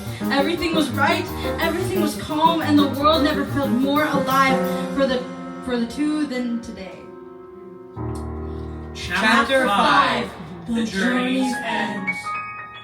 It is at this point, once again, we fast forward another multiple days, as Carter was a professional talker, it seems, and once again allotted a multitude of chapters to each day. Listen, this book is a heavy book, like 500 pages. He felt just so inclined to leave all this information in. To briefly bring to mind one staple of the journey was that Carter felt jealous on a plethora of occasions due to the fact that Maurice got accustomed to sea life way quicker than he did. Yes. She was also better at fishing. Anyway, we are now in race for the finish line, and miraculously, Carter has a knack for navigation, for his estimate was entirely correct. It was entirely known to him as the first indication that they were close was seeing large glaciers floating past them. They were drawing near. As Carter handled the wheel with the determination of an old expeditionist, he pointed his ship in the direction of Antarctica, which now was a definite location. Carter seemed perplexed as he approached this icy land, as he expected it would go either direction, resembling a wall. It seemingly did neither. It just was. Maurice could see the confusion on his face, and she tried everything in her power not to crack a smile, for she could tell this was not going to end well. Their tiny boat, which they had reconstructed, was not made to journey as much as it had. They could hear it rumble and shake. With the temperatures plummeting as it was, the mast snapped, as if the cold had claimed its first victim. Carter jumped, and Maurice jumped into action. Maurice attempted to salvage what had collapsed. Although the boat began to sway and slow down, Carter just pointed the boat at the land, hoping it would touch it very soon. Carter looked so intensely, so dead strong at his target, he began to pray. God, let me have this. And somehow, as if God knew he had suffered long enough, they touched the land just slightly, like a little... And they finally made it. Carter quickly deboarded his ship, but remained reserved, studious, and as he had been excited before, but left misinformed and wrong. So he did not want to jump to any conclusions. However, suddenly, he saw a vision in the snow. 2 silhouettes. Determined and brave, he called out, I come in peace. I am Carter Green, the son of Stetson Green Jr. and grandson of Stetson Green Sr. I come in pursuit of the ice fall. Have I landed in such a place? Carter Green, you say? Yes, that's me. If you may answer my question. Suddenly, 2 silhouettes became people. Covered in fur-laced clothes. And beards like mountain men. I don't mean to sound cliché, but I'm your father. I am Stetson Green Jr. What? Father, you... Yes, I was also in pursuit of the ice wall. And so was I. And you are? I'm your grandfather? I don't know what to say. I was not the first to journey here. Indeed, you are not. I had thought the same, but apparently we share a similar mindset when it comes to this. So you came here knowing it existed, knowing the wall was just in reach, and you didn't come back to us? Son, I don't know how to tell you this, but... But what? What? You wanted it all to yourself, right? You felt so special that you hoarded it from the rest of us. Just tell him. It's easier if you just say it outright. Say what outright? Son, the ice wall doesn't exist. You've gone mad. You're a lunatic stuck in the ice. That's what this is. Grandfather, you must have told some truth in this. He speaks the truth. I can't wait to see this. How don't you stop? And who is this? Maurice, I was forced into doing this. I see. So that's it? Just, hi, I'm your dad that abandoned you, and this isn't the ice wall. Good luck with life. Well, how about maybe this isn't where it is? You're just wrong, and I'm better than all of you, because I will find it. Please, listen, I know it's a lot, but you must understand. Understand what? I've spent my life bound by these lies, trust placed in those that I felt I could trust. See, some lies are true. It's merely in the hands of those who believe in it. When I left you, I briefly thought that this might be a mistake. Was I right now? Perhaps I was. But then I thought I'd strike pure gold. Silly of me to set my hopes on dreams. So off I went, left without a single word, taking our family boat without any warning, sailing. Felt so new, recollecting childhood trips where my dad taught me some boat not stuff. I wish I had listened more back then. Weeks fly on by and I make it here deprived of sustenance, liquid to dying, felt so close at hand. But suddenly I saw a figure in the snow, and it was him. He told me quite exactly what I just said, this perpetual cycle that starts with paternal delegation. So, as it seems, you've fallen into our footsteps. At least now no kids of your own may do so as well.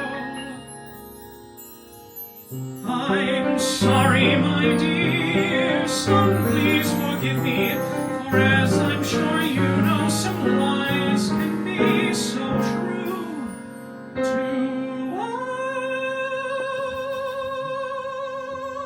us.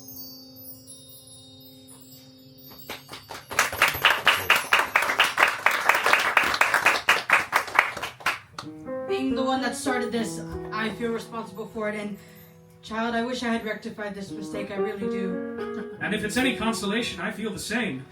I suppose blame is not the pinnacle of this debacle, but we apologize. If anyone was curious on my take, I feel indifferent. I expected this, to be honest, but I'm sorry, Carter. Please, if you have anything to say, just ask. We're here to do so. So you mean to tell me that everything I've ever believed in is a lie? Right. Right. Right! You've got to be joking me. No, we're not. This must be some weird kind of reality TV show. Afraid not my child. The life I've known you built, I've studied all my life. Your life, our lives are encapsulated into one big towering conspiracy. Time to say I told you so! So my life's a lie. No, it isn't. Yes, it isn't just a big old fat conspiracy. What kind of world would you have me live in now? One that's filled with spheres, one that is as spheres. How can that be? No, it cannot be. I shall walk around these icy plains, and you all that you lack the courage, the stamina to make it around the earth. Just wait and see. Please Please, my son, don't make a fool of yourself. I swear to you all my life on this family's honor that these plains bear no resemblance nor yield any circumference of the wall we hypothesize. Please place trust in me. I wouldn't lie. I wouldn't hurt a fly. Trust in you. You want me to place my trust in you? Yes. Yes? Sure! Trust in you. Look where it's going now. Through storm, through snow, through heat, just to read you to hear the very words I fought to destroy. No, you tell me what I do next. Scour, scold, fit away across the planet without any purpose on my side. Is that what I do? Go back to life, to the country where buying a house is a mere tall tale, or buying your groceries a good old laugh, or getting your gasoline to brighten with the groceries and the house and the life and the dreams and the... Look at me, Maurice. I'm talking like a liberal now. Or stay with us, your family here. We would treat you the way we should have done your granddad and I. We could run the world for you. Just wait and see. Put trust in me. Trust? Yes, trust. You entrusted? You just lectured me on trust? Yes! Yes! But you get to answer my question. What comes next? Now the hopes and my dreams. What is life? Am I to understand that life's merely in my hands now? No purpose, no dreams, just life. What is life? You told me it's to prove that we're right now. You tell me that we should forget all that. Let's push old things under some amorphous rug. Come on, bud, let's be friends now. no, listen. No, you listen, what won't be silence on my you. Who are you? Who am I? What is this? What is anything? Anything, anywhere. I can't take much more. I can't take much more of this either. Son, please listen to reason. You must have the patience to endure that. Patience? Oh, like the patience of me waiting a decade for you to come back to us. Is that the patience that I should utilize? Okay, now you're being unfair. Unfair? I find that my feelings on this matter are justified. Maurice, answer this. If I were, I don't know, let's say your father. Which would be weird. Which would be weird, yes. But bear with me here. If I was your dad and you left me before you even reached 2 digits, wouldn't you be a little upset? Well... Right! You'd be a little upset, no? So, Father, please, let me just wait for you to explain your way out of the fact that you indoctrinated me into a false ideology. Carter, look, I didn't believe that then, but now I've changed. My eyes are open to the truth. Can we not make amends? Too soon. Too soon, man. You can't just do this and think there will be some immediate forgiveness. Okay. That's fair, but how about you stay here with us and we can slowly gather our thoughts together? I mean, how could you return a changed man and see your family the same way? I see all my family in a different way now. Not just them, but you're included too. Again, I feel I'm being painted in a bad light here. Maurice, answer this. Okay, guys. If you... Guys. I'm not answering any more hypothetical questions, okay? This is getting ridiculous. Why have you guys been staying here in Antarctica for so long? Are you guys, like, stranded or something? Because we have a boat. It's, like, a little beaten down, but we can fix it. No, we can leave whenever we want. There are researchers half a mile away who could give us transport back home. Then why are you here? We've been banished. Banished? We attempted to prove that the Earth was flat, and were swiftly executed by researchers. So we left in vain, hope to prove them wrong, and have no heart to return to a failure again. Oh, so you're just embarrassed? Oh, that is so hard. What? Go home. There's no reason for you to stay. No one cares. But they're right, Maurice. We're failures. How could we ever return home? Because you're the only one perpetuating that feeling. No one else will feel the same. But our community, the Flat Earth Society, will be mocked. Oh my God, who cares? It's cold here. It's not livable. Just go home. If the girl speaks the truth, it is cold here. Truth be told, I don't want to be here anymore. I never really did like it here. So, leave? We'll leave. Carter? I am baffled at how that only took some random person saying leave and we're just leaving.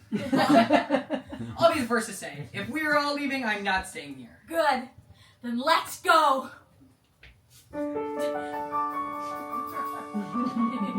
Epilogue.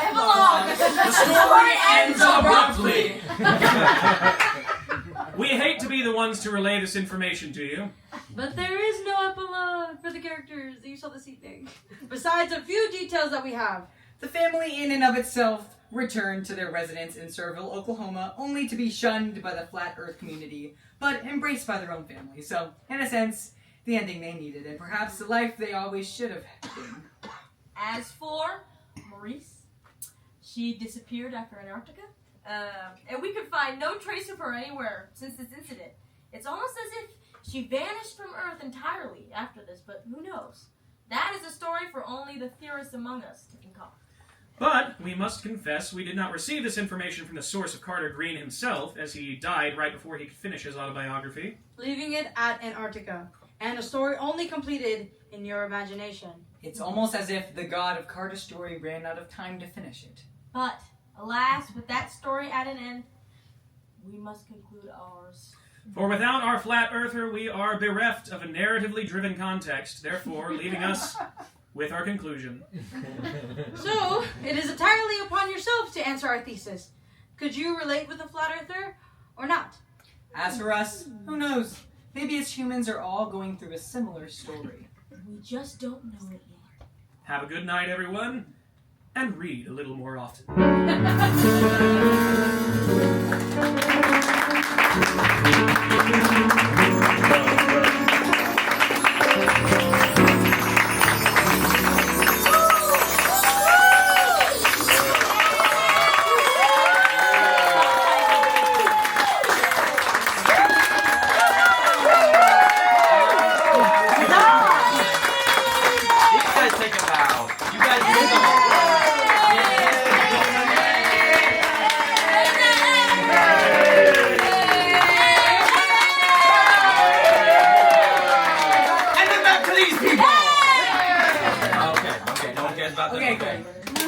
That's it, everybody. We had a good night. If you want to stay and talk, please, by all means, do so. Yay!